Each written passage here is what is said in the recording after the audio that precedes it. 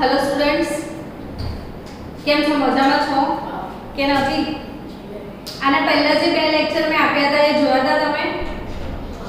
તો આ બંને લેક્ચરમાં આપણે શું ભૂલ થઈ હતી કે મારી પાસે પહેલા જૂની ટેક્સ્ટ બુક હતી અને આ જે જૂની ટેક્સ્ટ બુક હતી એમાં આ ચેપ્ટર 4 નંબરનું હતું. એક્ચ્યુઅલી આજે મેં બુક જોઈ તો એમાં કેમિસ્ટ્રીનું આ જે ચેપ્ટર આપણે ભણાવી રહ્યા હતા કન્ટેન્ટ તો એ જ હતું, પણ આ જે ચેપ્ટર આપણે ભણાવી રહ્યા હતા એ ચેપ્ટર નંબર 1 છે એક્ચ્યુઅલી. તો ચેપ્ટર નંબર 1 આપણી આસપાસના દ્રવ્યો, એમાં આપણે પહેલો લેક્ચર આપ્યો હતો. તમે જોયો કે નહીં? જોયો ને? શું હતું પહેલો લેક્ચરમાં? કે દ્રવ્ય શેનો બનેલો છે અને દ્રવ્યની લાક્ષણિકતાઓ શું છે. તો એ જુદી જુદી એક્ટિવિટી કરીને આપણે ભણ્યા હતા કે દ્રવ્યની લાક્ષણિકતાઓ શું છે. પણ એના પછીનો જે સેકન્ડ લેક્ચર છે એ જોયો કે નહીં? તો સેકન્ડ લેક્ચરમાં શું હતું કે દ્રવ્યનું ભૌતિક અવસ્થાના આધારે વર્ગીકરણ. અને ભૌતિક અવસ્થાના આધારે બોલો ચલો દ્રવ્યનું વર્ગીકરણ કેટલા ભાગમાં કરીશું આપણે? ભૌતિક અવસ્થાના આધારે દ્રવ્યનું વર્ગીકરણ કેટલા પ્રકાર થાય બોલો?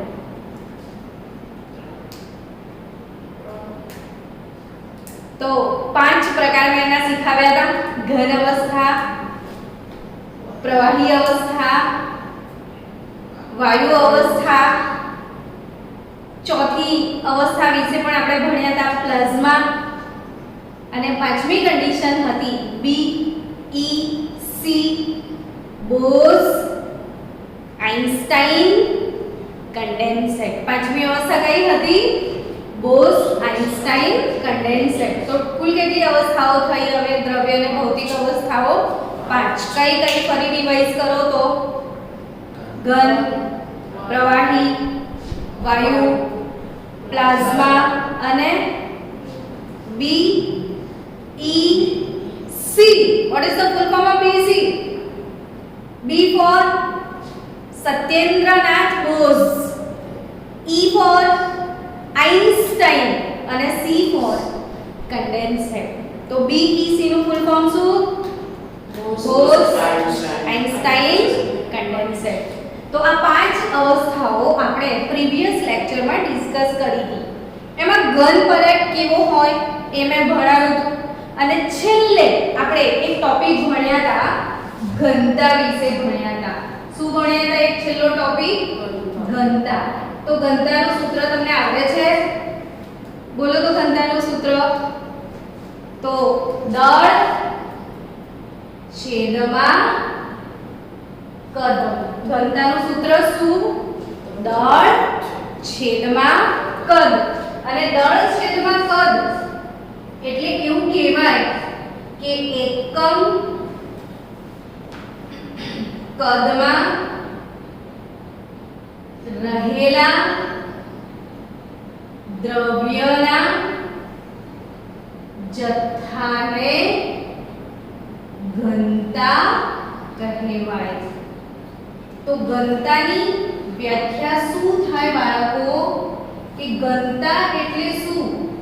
તો કે આ કદ શબ્દ મેં વાપર્યો છે. તો એકમ કદમાં રહેલા દ્રવ્યના જથ્થાને, અને દ્રવ્યના જથ્થાને શું કહેવામાં આવે છે? દળ કહેવામાં આવે છે. તો એકમ કદમાં રહેલા દ્રવ્યના જથ્થાને શું કહેવાય? ઘનતા કહેવાય.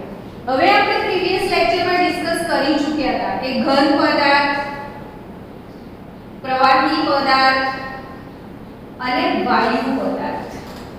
તો આપણે ઘન પદાર્થની વાત કરીએ તો આ ઘન પદાર્થના કણો કેવી રીતે ગોઠવાયેલા હોય બોલો તો? એકદમ એકબીજાની નજીક નજીક હોય, બહુ ક્લોઝ હોય. જ્યારે પ્રવાહીમાં આ જ કણો કેવા હોય? છૂટા છૂટા હોય, બરાબર ને?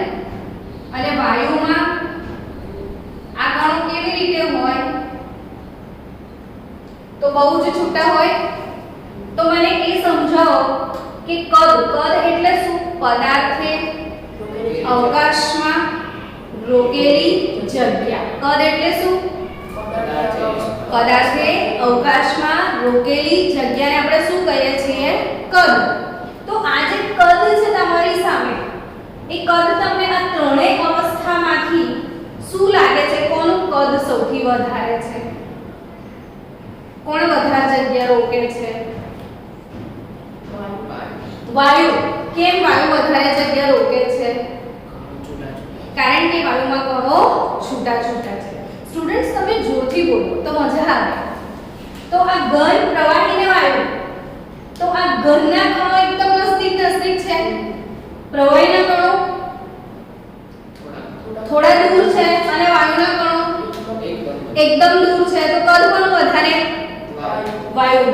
હવે ઘનતાના ટર્મમાં કદ, આ ઘનતા ને કદ નો સંબંધ વ્યસ્ત છે ને, ઉપર અંશ કરતા છેદ વધી જાય, અંશ કરતા શું થાય? છેદ મોટો થઈ જાય, તો ઘનતા ઘટી જાય કે નહીં?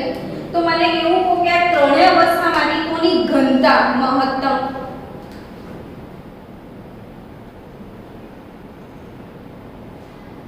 સૌથી વધારે ઘનતા આ ત્રણ અવસ્થામાંથી કોની વધારે? ઘનની, પ્રવાહીની કે વાયુ?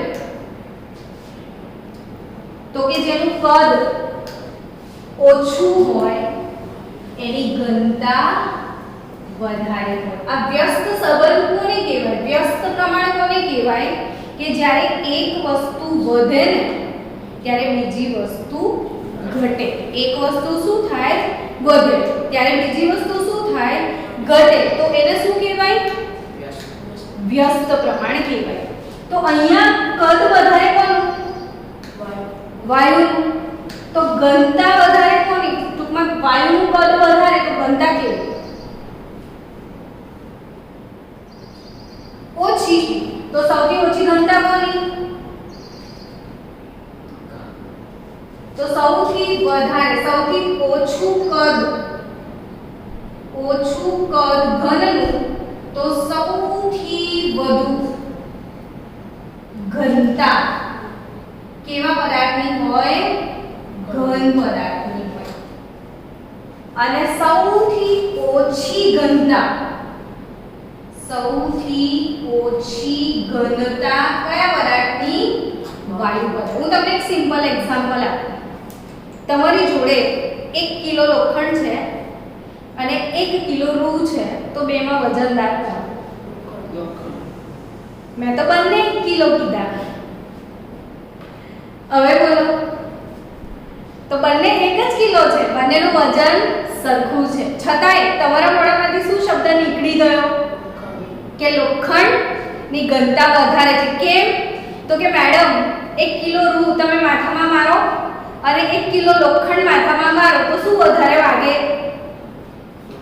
લોખંડ. તો આનો મતલબ શું થયો? કે રૂ ને લોખંડમાં ઘનતા વધારે કોની? લોખંડની. તો રૂની કેમ ઓછી? વજન તો બંનેનું સરખું છે. 1 કિલો રૂ અને 1 કિલો લોખંડ, તો દળ બંનેનું કેવું છે? સમાન. પણ 1 કિલો લોખંડ આવડું જ હશે, એટલે એનું કદ બહુ જ ઓછું છે, એટલે એની ઘનતા વધી ગઈ. જ્યારે રૂ આખું ફેલાયેલું હશે, વચ્ચે બહુ બધી શું ભરાયેલી હશે? હવા ભરાયેલી હશે. એના કારણે એના કદમાં શું થઈ ગયું?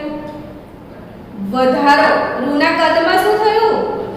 કદ કોને કહેવાય? પદાર્થે અવકાશમાં રોકેલી જગ્યા. તો રૂ વધારે જગ્યા રોકે કે પછી લોખંડ? તો કદ કોનું વધારે? રૂનું વધારે. તો રૂનું કદ વધારે છે, તો રૂની ઘનતા કેવી થઈ જાય? ઓછી. એટલે 1 કિલો રૂ તમને માથામાં કોઈ મારે તો વાગે ના વાગે, બટ 1 કિલો લોખંડ મારે તો બહુ જ વાગે. શું તારણ કાઢ્યું તમે? કે કોની ઘનતા સૌથી વધારે? ઘન પદાર્થ. કોની ઘનતા સૌથી વધારે? ઘન પદાર્થ. ઘન પદાર્થ કરતા પ્રવાહીની ઘનતા કેવી? ઓછી. અને પ્રવાહી કરતા વાયુની ઘનતા પણ કેવી? ઓછી. તો સૌથી વધારે ઘનતા કોની? ફરી એકવાર, સૌથી વધારે ઘનતા કોની? ઘન પદાર્થની. તેનાથી થોડી ઓછી ઘનતા પ્રવાહીની, એનાથી થોડી ઓછી ઘનતા. ફાઇનલી સમજ પડી ગઈ ને? હવે તો સૌથી વધારે ઘનતા કોનામાં હોય? ઘન પદાર્થમાં. એનાથી ઓછી ઘનતા પ્રવાહી પદાર્થની અને એનાથી ઓછી ઘનતા કોની વાયુ પદાર્થની હવે ક્લિયર કન્સેપ્ટ તો વાયુની ઘનતા કેવી પ્રવાહીની ઘનતા વાયુ કરતા વધારે અને ઘનની ઘનતા સૌથી વધારે હવે સાહેબ તમે પાણીની અંદર કશું પણ નાખો ધારો કે ચોક કે કઈ પણ છે તમારી પાસે બરાબર તમે પાણીમાં કશું બી નાખો તો શું થાય એવું કહો મને ડૂબી જાય કે નહીં તમે જાતે પાણીમાં કૂદકો મારો તો શું થાય ડૂબી જાવ છો ને કેમ પાણીમાં તમે ડૂબી જાવ છો એમ કહો મને પાણી કરતા ઘનતા આપણી એક્ઝેક્ટલી તો તમે તમારી ઘનતા પાણી કરતા કેવી છે વધારે એટલે ઘનતા જો જે કઈ પણ વસ્તુ પાણીમાં ડૂબી જાય છે એનો મતલબ શું થાય છે કે એ વસ્તુની ઘનતા પાણી કરતા વધારે છે સમજી રહ્યા છો એ વસ્તુની ઘનતા પાણી કરતા વધારે તો જેની ઘનતા વધારે છે એને તમે પાણીમાં નાખશો તો શું થશે પાણીમાં ડૂબી જશે હવે વિચારો કે આ બરફ કેવો પદાર્થ છે ઘન કે પ્રવાહી ઘન પાણી કેવો પદાર્થ છે પ્રવાહી કોની ઘનતા વધારે ઘનની કોની ઓછી પ્રવાહીની ઓછી તો આપણે ઘન પ્રવાહીમાં નાખીએ તો ડૂબી જવો જોઈએ ને તો જો હું બહુ બધો બરફ પાણીમાં નાખું છું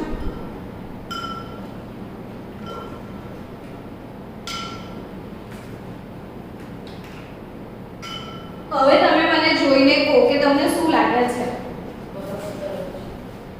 બરફની ઘનતા ઘન પદાર્થ હોવાના કારણે વધારે હોવી જોઈએ એટલે બરફ પાણીમાં ડૂબી જવો જોઈએ પણ શું સીન થયું બરફ પાણીમાં ડૂબતો નથી તો તમે શું તારણ કાઢશો કે અહીંયા બરફની ઘનતા પાણીની ઘનતા કરતા ઓછી છે તો આ વસ્તુ તમારો જીઈ નો એક ટોપિક બનશે કે કેમ તમને અંદર એક ક્વેશ્ચન થવો જોઈએ કે બરફ તો ઘન છે તો શું કામ એ પાણી પર તરે છે તો આ વસ્તુ બહુ જ સરસ રીતે તમે સમજી લો છો ને બીજા તમારા નાના નાના જે 5-10 ફ્રેન્ડ્સ હોય અને આજે ઘરે જઈને તમારા મમ્મી પપ્પાને આ એક્ટિવિટી તમારે બતાવવાની પછી સમજાવવાનું એટલે શું થશે તમારું બહુ જ પાક્કું થઈ જશે કે ના મને પરફેક્ટ ખબર પડી ગઈ અચ્છા પાણીના અણુનું સૂત્ર ખબર તમને H2O પાણીના અણુનું શું સૂત્ર છે H2O આમાં O એટલે શું ઓક્સિજન ને H એટલે શું હાઇડ્રોજન તો આ જે ઓક્સિજન છે એની નીચે નાના નાના આવી રીતે બે હાઇડ્રોજન હોય છે આવી રીતે આ પાણીનો અણુ છે બરાબર હવે સમજો કે આ જે પાણીનો અણુ છે આ ઓક્સિજન અને આ હાઇડ્રોજન ઓક્સિજન પર થોડો ઋણ વીજભાર હોય છે અને હાઇડ્રોજન પર ધન વીજભાર હોય છે હવે પાણીનો આ બીજો અણુ આ પાણીનો એક અણુ આ પાણીનો બીજો અણુ આના પર બી ઋણ વીજભાર આ પાણીનો ત્રીજો અણુ આમ પાણીના જે અણુઓ છે હવે જ્યારે પ્રવાહી છે આપણે એવું ભણ્યા હતા કે ઘન પદાર્થની અંદર કણો એકબીજાની નજીક હોય અને પ્રવાહીમાં કણો એકબીજાથી દૂર દૂર હશે છૂટા હશે હવે જ્યારે હું પાણીને શેમાં ફેરવું છું બરફમાં તો પાણીના કણો શું થશે એકબીજાની નજીક આવશે અને શેમાં રૂપાંતરિત થશે બરફમાં ઘનમાં તો એ જ્યારે પાણીના અણુ નજીક આવશે એકબીજાની ત્યારે આ રીતે પાણીના અણુમાં ઓક્સિજન અને હાઇડ્રોજન વચ્ચે કોની વચ્ચે ઓક્સિજન અને હાઇડ્રોજનની વચ્ચે એક આકર્ષણ બળ ઉત્પન્ન થાય છે જેને કયો બંધ કહેવાય છે બાળકો હાઇડ્રોજન આપણે જી પર્પસ થી ભણી રહ્યા છીએ તો જી અને ની નું જે ફાઉન્ડેશન છે ને નાના નાના કન્સેપ્ટ છે એ 9મા ધોરણથી જો બાળકો યાદ રાખે તો કદી એમને સાયન્સમાં તકલીફ ના પડે અને આ બધી ઝીણી ઝીણી વાતો યાદ રહેશે ને કાલ સુધી શું મેં શીખાઈ રહી છું કે પાણીના અણુઓ જ્યારે એકબીજાની નજીક આવે છે ત્યારે આ ઓક્સિજન અને હાઇડ્રોજન એ રીતે આ ઓક્સિજન અને આ હાઇડ્રોજન તો આ લોકો વચ્ચે કયો બંધ રચાય છે ફરીથી બોલો हाइड्रोजन जोर से बोलो फिर से बोलो हाइड्रोजन तो आ हाइड्रोजन बनना कारण જોયું તમે અહીંયા પોલાણ રચાયું આ શું દેખાયું તમને પોલાણ દેખાય છે કે નહીં તો જ્યારે પાણીના અણુઓ નજીક આવવા લાગે છે બરફ બનવા લાગે છે ત્યારે કયો બંધ બનવા લાગે છે હાઇડ્રોજન બંધ ને હાઇડ્રોજન બંધ બનવાના કારણે અંદર શું રચાય છે પોલાણો રચાય છે અને પોલાણો રચાય છે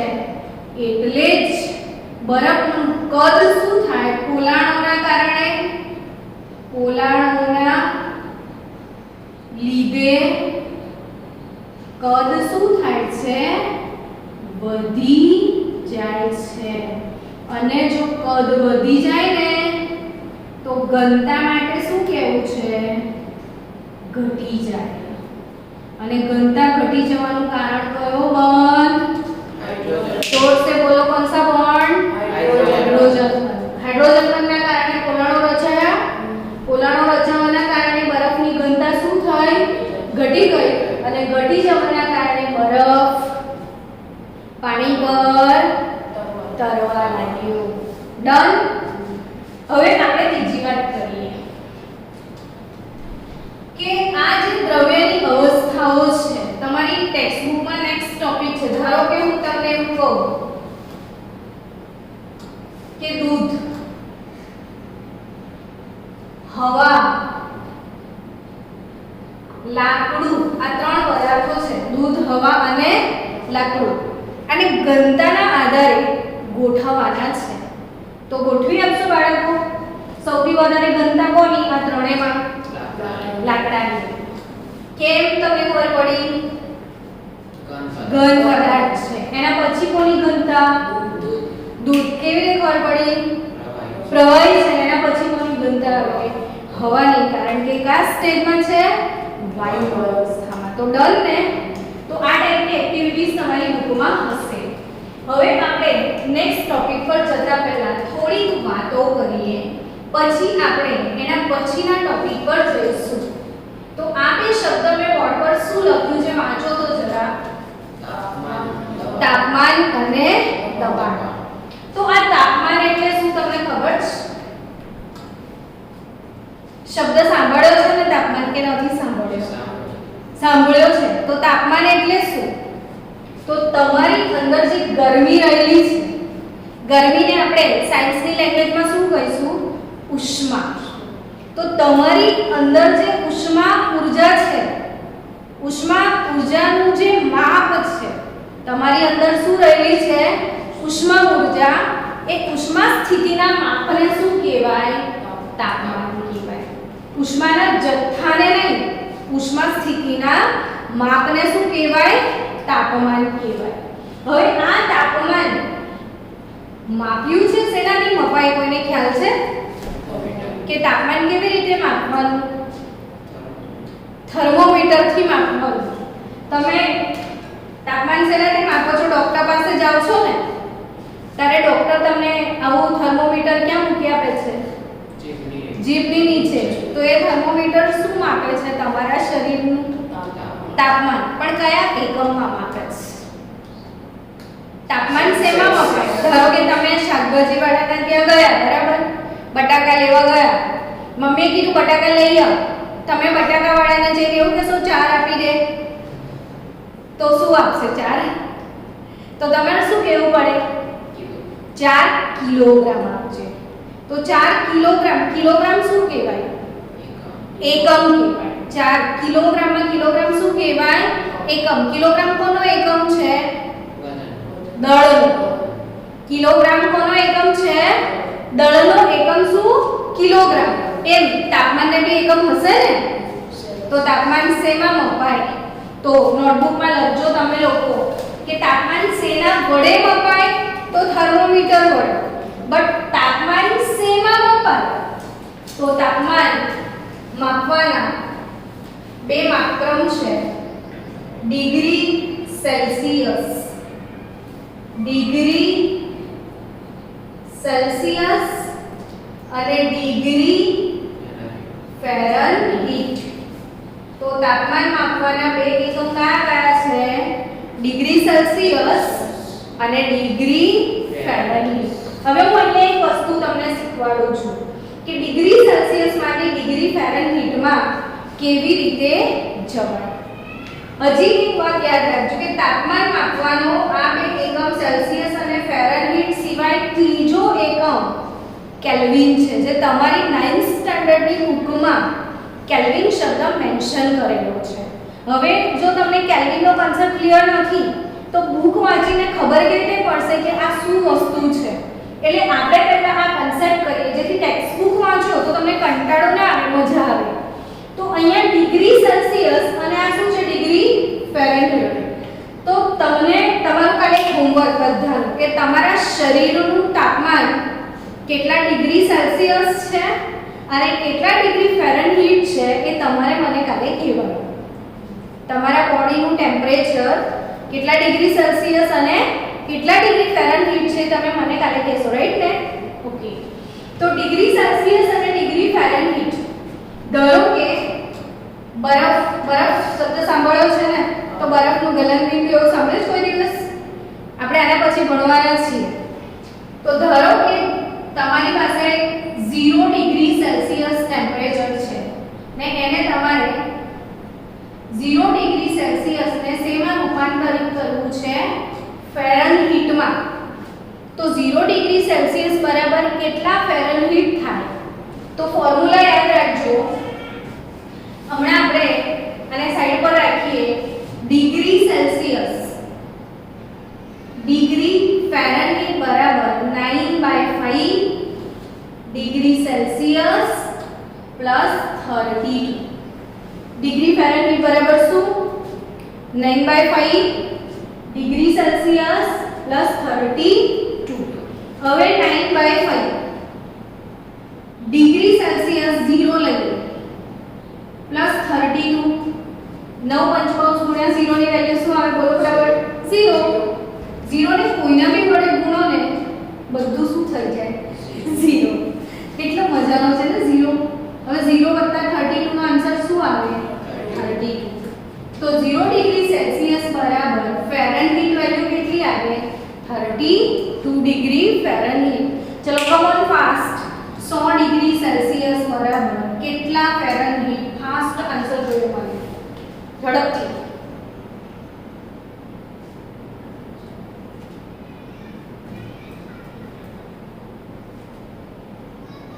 જલ્દી કમ ઓન. શું કરવાનું ખબર પડી? શું કર બોલો? 9/5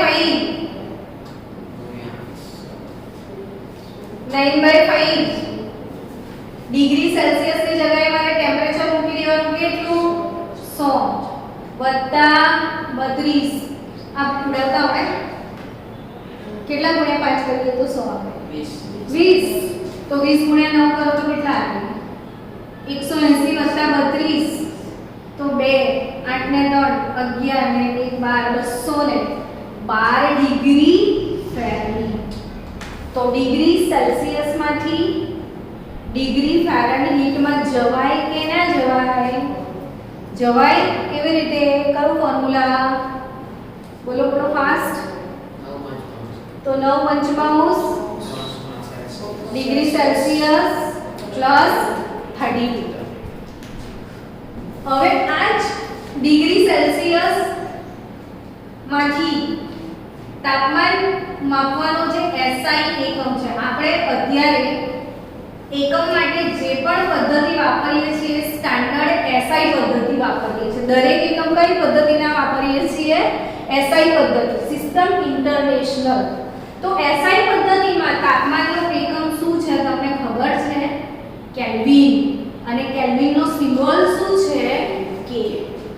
તો SI સિસ્ટમમાં ટેમ્પરેચરનું યુનિટ શું છે? કેલ્વિન. હવે તમને કોઈ એવું કે 0 ડિગ્રી સેલ્સિયસ અને 100 ડિગ્રી સેલ્સિયસ બરાબર કેલ્વિન કેટલા થાય? તો કેલ્વિનમાં કઈ રીતે જવાય? આ કે તમારી બુકમાં ડિગ્રી સેલ્સિયસ કેલ્વિન આ બધું જ મેન્શન કર્યું છે. હવે અગર તમે અહીંયા નથી યાદ રાખતા અને નથી શીખતા તો આ બધું પછી ઉપરથી જાય તો લેવલ ઓફ ઇન્ટરેસ્ટ તમારો ડાઉન થઈ જાય. એટલે આ શીખો કમ્પલસરી કે ડિગ્રી સેલ્સિયસ માંથી શેમાં જવું છે?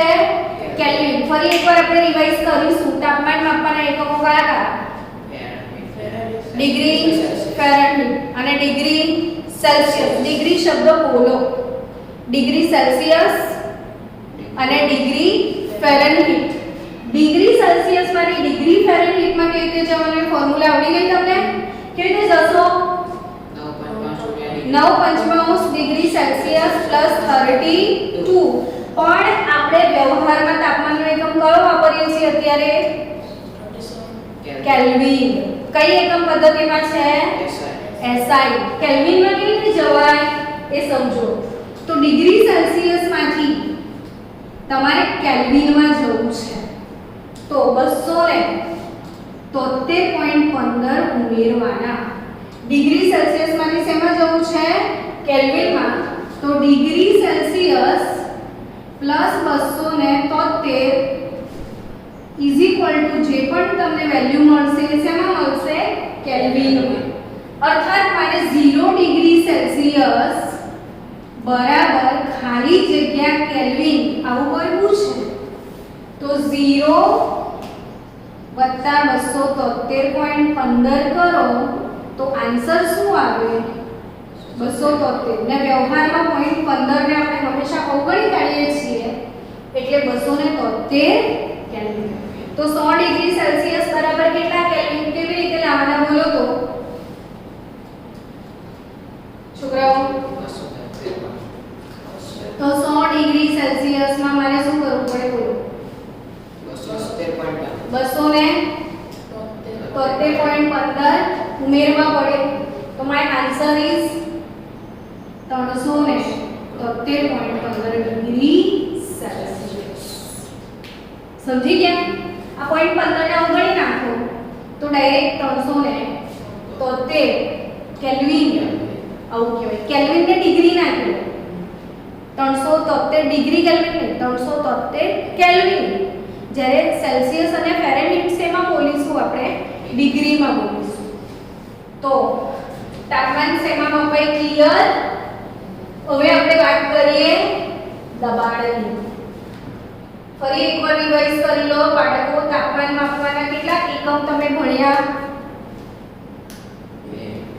2 કયા? Degree Celsius, degree Fahrenheit. એ સિવાય આપણે વાપરીએ છીએ એકમ કયો? કેલ્વિન. તો તાપમાનના 3 સ્કેલ થયા ને? ડિગ્રી સેલ્સિયસ, ડિગ્રી ફેરનહીટ અને કેલ્વિન. આપણે ડિગ્રી લગાવવાનું નહીં. હવે દબાણ. તમે એક કામ કરજો આજે ઘરે. તમને કોઈ દબાણ લગાવે છે? તમને હમણાં કોણ દબાણ લગાવે છે એવું કહો? પૃથ્વી લગાવે છે. તો દબાણ નામની વસ્તુ કોને લાગે ખબર છે? વાયુને જ. ઘન પદાર્થને દબાવી શકાય કે નહીં એવું કહો મને. મારી પાસે આ ઘન પદાર્થ છે. ચલો ને બરફ છે. આ બરફને હું ટ્રાય કરું દબાવવાનો. ચપટ થઈ ગયો. દબાવાય કે ના દબાવાય? હા કે ના? ના. ઘન પદાર્થને ના દબાવાય. તમે મારું આગળનું લેક્ચર જોયું હોય તો એમાં આપણે શીખાયું છે કે ઘન પદાર્થ દબાવી શકાતો નથી. પ્રવાહીને 1 કિલોની બરણીમાં 1 લીટર દૂધ ભર્યું છે તો દબાઈને 2 લીટર ભરાય ના. તો દબાવાય એવી વસ્તુ કઈ ખબર છે? વાયુ. સાયકલ ચલાવો છો? સાયકલમાં ટાયર હોય, ટાયરમાં ટ્યુબ હોય ને ટ્યુબમાં શું હોય? હવા. તો ટ્યુબમાં હવા કેવી ભરે છે? ટ્યુબમાં તમે હવા ભરાવો કેવી રીતે? પંપથી. તો પંપ શું કરે? દબાઈ આમ તમે પંપ કરો છો તો જોરદાર એને દબાણ આપીને હવાને શેમાં ભરો છો? દબાઈને ટ્યુબમાં ભરો છો. તો તમે કોને દબાવી શકો? હવાને, મતલબ વાયુને. તો દબાણ નામની વસ્તુ જો અગર કોઈ કરે તો કોણ ખબર છે? વાયુ છે. દબાણ કોણ કરે? વાયુ. તો તમને અત્યારે કોઈ દબાણ લગાવે છે? તો હા, તમારી આજુબાજુનું વાતાવરણ. તમને કોણ દબાણ લગાવે છે અત્યારે? તમારી આજુબાજુનું વાતાવરણ. અને એ વાતાવરણ કેટલું દબાણ લગાવે છે તમને ખબર છે? હું તમને એક સરસ મજાની વાત કહું કે તમારી આજુબાજુ જે હવા છે એ હવાનું દબાણ એક વાતાવરણ છે. આ વાતાવરણ એ દબાણનો એકમ છે. બાળકો, વાતાવરણ શું છે? દબાણનો એકમ. જેમ તમે તાપમાનને શું કહેતા હતા? કેલ્વિન કહેતા હતા કે નહીં? સેલ્સિયસ કહેતા હતા કે નહીં? એમ દબાણનો એકમ શું છે? વાતાવરણ.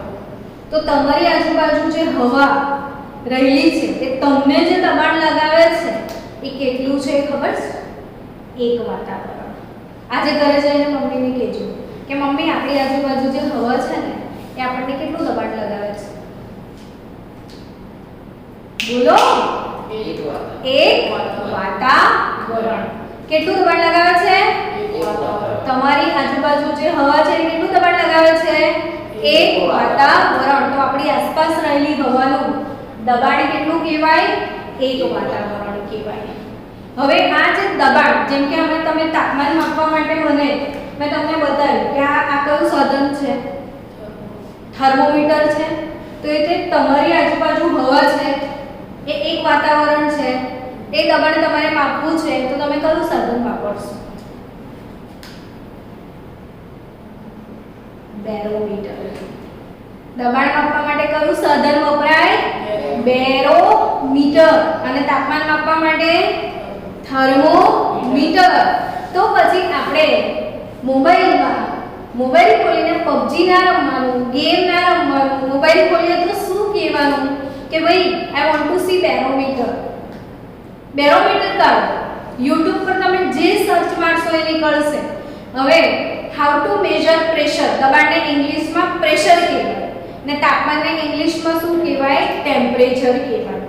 તો એ ટેમ્પરેચર અને pressure, how to major pressure એવું લખશો ને તો ઘણા બધા વિડિયોઝ આવશે ને દબાણ કેવી રીતે માપવાની આખી મેથડ શીખવશે ને તમને બેરોમીટર જોવા પણ મળશે. તો આવું બધું જુઓ YouTube પર. તો અહીંયા દબાણ માપવાનું સાધન શું? બેરોમીટર. તમારી આજુબાજુ હવા તમને શું લગાવે છે? કેટલું? એક વાતાવરણ. ડન. હવે આ જે હવા તમને એક વાતાવરણ દબાણ લગાવી રહી છે તો એ દબાણથી તમે દબાઈ કેમ નથી જતા? એ દબાણથી તમે દબાઈ જતા નથી. હવા તમને દબાવે છે ને પણ તમે દબાતા નથી. કેમ એ સમજો. તો તમારા શરીરની અંદર આખા શરીરમાં શું રહેલું છે? બોલો. કોષ રહેલો છે. એ કોષની અંદર શું રહેલું છે ખબર તમને? કોષ રસ. આ કોષ રસ આ દીવાલ ઉપર દબાણ કરે છે. કોષ દીવાલ પર એ પણ એક વાતાવરણ જેટલું જ દબાણ આપે છે ને બહારથી પણ તમને દબાણ કેટલું મળી રહ્યું છે? એક વાતાવરણ જેટલું. એટલે તમને કોઈ અસર થતી. આ દરવાજો હોય, પેલી બાજુ હાથી છે ને આ બાજુ બી હાથી છે. દરવાજાને બહારથી પણ હાથી ધક્કો મારે છે ને દરવાજાને અંદરથી પણ હાથી ધક્કો મારે તો દરવાજાનું શું થાય? કઈ બી ના થાય. કેમ કઈ બી ના થાય? કારણ કે બંને બાજુ દબાણ કેવું છે? સરખું. હવે વિચારી લો કે એક હાથી નીકળે તો એક બાજુ બકરી મૂકી દો. નાઉ વોટ વિલ હેપન? તો દરવાજો તૂટી જશે. તો તમે માઉન્ટ આબુ પર જાઓ ને તો આમ ઊંચાઈ પર ગયા એવું કહેવાય. તમે ખબર છે જેમ જેમ તમે ઉપર જાઓ છો તો શું થાય છે? હવા પાતળી થઈ જાય છે. હવાની ઘનતામાં ઘટાડો થાય છે. જેમ જેમ તમે ઊંચાઈ તરફ જાઓ તો શું થાય? હવાની ઘનતામાં ઘટાડો થાય છે ને હવાની ઘનતા ઘટે તો હવા કેવી થઈ જાય? પાતળી. ને હવા પાતળી થઈ જાય જાય તો હવાનું દબાણ પણ શું થાય? ઘટી જાય. તો બહારનું દબાણ ઉપર જાઓ માઉન્ટ આબુ પર, તો અહીંયા પૃથ્વી પર એક વાતાવરણ દબાણ છે અને માઉન્ટ આબુ પર કેટલું વાતાવરણ દબાણ છે? 0.5 જેવું છે. એટલે હવે કયું દબાણ ઘટી ગયું? બહારનું દબાણ ઘટી ગયું. તો અંદરનું દબાણ શું થયું? વધારે છે. બહારનું ઓછું છે તો શું થશે? કોષ દિવાલ ફાટી જશે. અને ફાટી જશે એટલે તમે ઊંચા ઊંચા પહાડ પર જાઓ ને તો તમારી નસકોરી ફાટે છે. સાંભળ્યું છે આવું કે પર્વતારોહકો ઉપર જાય ને તો એમની શું ફાટી જાય? નસકોરી. તો એના માટે જવાબદાર પરિબળ કે ઉપર જાઓ તો હવા પાતળી થાય. હવા પાતળી થાય તો એનું દબાણ શું થાય? ઘટી જાય. આજે તમે બે બહુ મસ્ત વાત ભણ્યા. એક તો બરફ પાણી પર કેમ તરે છે, ભણ્યા કે નહીં? કેમ તરે છે આવડી ગયું કે નહીં? શું રીઝન છે? તો પાણીમાંથી જ્યારે શું બને? બરફ. કયો બંધ રચાય? હાઇડ્રોજન બંધ. શું રચાય એના લીધે? પોલાણો રચાવાના લીધે એના કદમાં શું થાય? વધારો. તો એની ઘનતામાં શું થાય? તો બરફની ઘનતા વધારે કે પાણીની? પાણીની વધારે. બરફની એટલે બરફ પાણી પર તરે. ને બીજું કેમ નસકોરી ફાટે છે? ઉપર જઈએ તો ખબર પડી. કેમ ફાટે બોલો? હવા પાતળી થઈ જાય તો દબાણ ઘટી જાય. તો તમને કોણ દબાણ લગાડે છે? ક્લિયર? હવે કોણ દબાણ લગાડે છે? તમારી આજુબાજુ રહેલી હવા. કેટલું? એક વાતાવરણ. તો તમારી આજુબાજુ જે હવા છે તમને દબાણ લગાવે છે કેટલું? એક વાતાવરણ જેટલું. તો આપણી આજુબાજુ દબાણ છે કે નહીં? કેટલું? जोर से बोलो. कितना? एक वातावरण दबाण. હવે આપણો પ્રશ્ન છે કે આ દ્રવ્ય છે, દ્રવ્ય ની અવસ્થા પર તાપમાન અને દબાણ ની અસર. તો આપણો લેક્ચર શું છે કે દ્રવ્યની અવસ્થા પર તાપમાન અને દબાણની અસર. તમને લાગે છે એના પર અસર થતી હશે? હા કે ના? બરફ પર તાપમાનની અસર થાય કે ના થાય? થાય. તમને પાણી નામનું જે દ્રવ્ય છે ને એ કેટલી અવસ્થામાં અવેલેબલ છે ખબર તમને? 3 કઈ કઈ? બરફ, પાણી અને યસ. તો પાણીમાંથી બરફ પણ બને ને પાણીમાંથી વરાળ પણ બને. આ કઈ અવસ્થા પદાર્થની? પ્રવાહી અવસ્થા. આ કઈ અવસ્થા? વાયુ અવસ્થા. અને આ કઈ અવસ્થા? ઘન અવસ્થા. હવે તમને કોઈ ક્વેશ્ચન પૂછે કે દ્રવ્યની અવસ્થા પર તાપમાન અને દબાણની અસર થાય કે ના થાય? તો what is the answer here? થાય જ. તો આ જે બરફ છે, બરફ જે ઘન અવસ્થામાં હોય, આ બરફ આપણે હમણાં લેક્ચર શરૂ થતા પહેલા લઈને આવ્યા હતા. જો અત્યારે શું થયું? પાણી બની ગયું. મતલબ બરફ શું થયું? ઓગળી ગયો. ઓગળી નથી ગયો, પીગળી ગયો. બરફ ઓગળ્યો નથી, શું? પીગળ્યો. તમને ખબર છે ઓગળવું અને પીગળવું વચ્ચે તફાવત છે કે? સમજાવો ચલો. તો શું ડિફરન્સ ઓગળવામાં અને પીગળવામાં? પાણીમાં ખાંડ નાખો કે પાણીમાં મીઠું નાખો તો શું થયું કહેવાય? ઓગળી ગયું કહેવાય. પણ બરફ તમે કશામાં નાખ્યો છે? ના. તો એ શું થયો? પીગળી ગયો. તો ઓગળવું અને પીગળવું આ બંને વચ્ચે શું છે? તફાવત છે. તો અહીંયા જે બરફ છે કઈ અવસ્થામાં છે? ઘન અવસ્થામાં. એ ઘનમાંથી પ્રવાહી ક્યારે બને એ સમજાવો. બરફ પીગળી જાય ત્યારે. ક્યારે પીગળે? તાપમાન વધારો ત્યારે. તાપમાન વધારો ત્યારે. તો બરફનું શું વધારીએ? તાપમાન. બરફને તાપમાન વધારો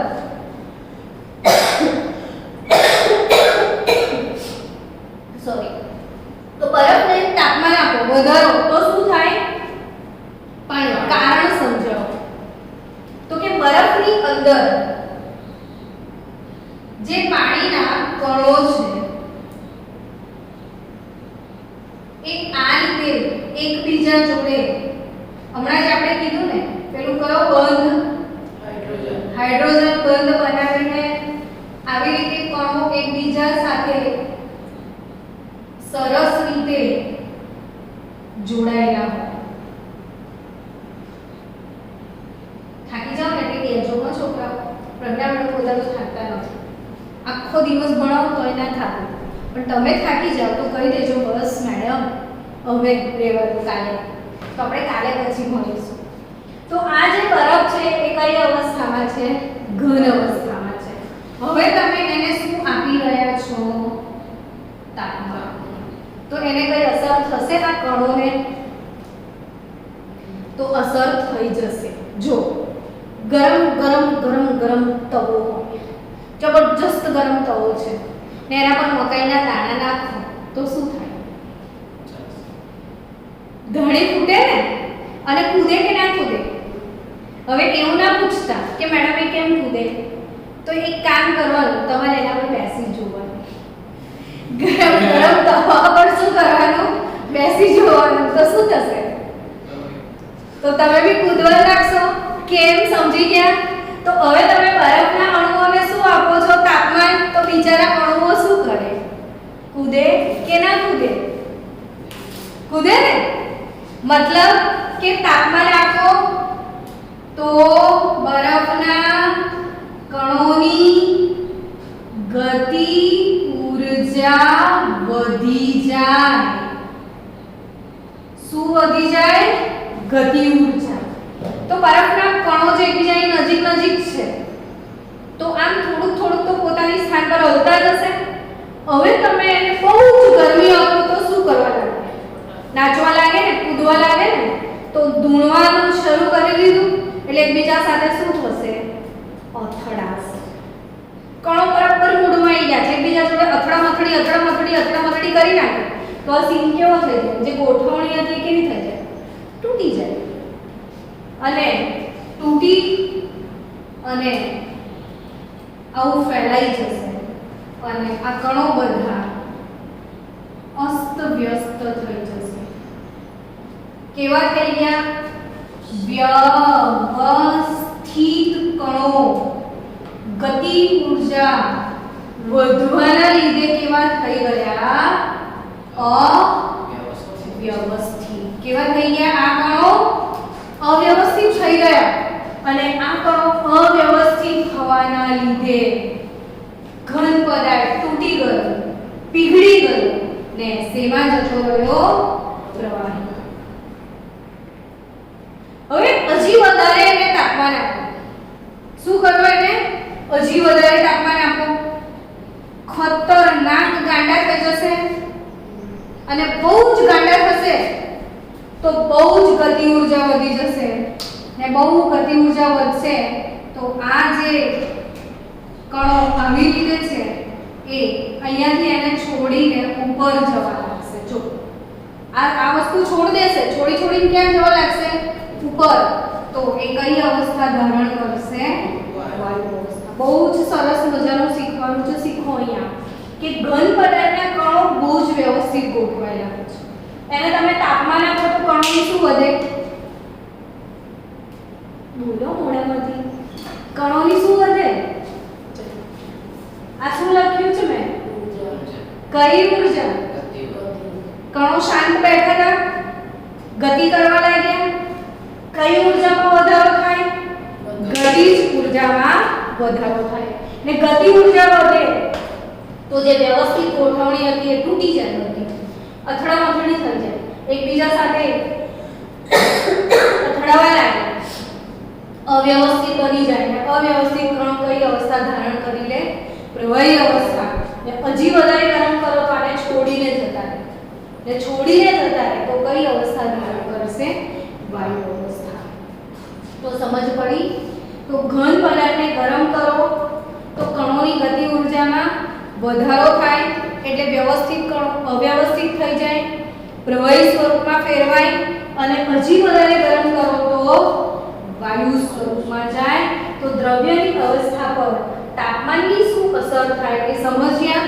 તો આના પછીના નેક્સ્ટ લેક્ચરમાં કાલે આપણે ગલન એટલે શું, ગલન બિંદુ એટલે શું, ઠારણ, ઉર્ધ્વપાતન, આવા જુદા જુદા ઢગલો ઉદાહરણ સાથે આપણે આ લેક્ચર કન્ટિન્યુ કરશું. તો મળીએ સ્ટુડન્ટ કાલે.